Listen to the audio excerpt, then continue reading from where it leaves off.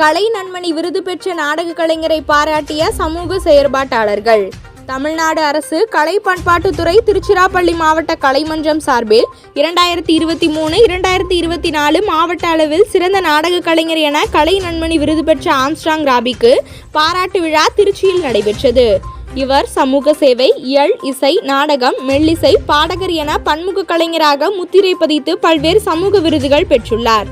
மேலும் மாவட்ட அளவில் சிறந்த நாடக கலைஞர் என்ற சிறப்பு விருதுக்குரிய பொற்கிளியையும் கலை நன்மணி என்ற பட்டத்தையும் அரசு சார்பில் பெற்ற ஆம்ஸ்ட்ராங் ராபியை கௌரவித்ததை பாராட்டும் விதமாக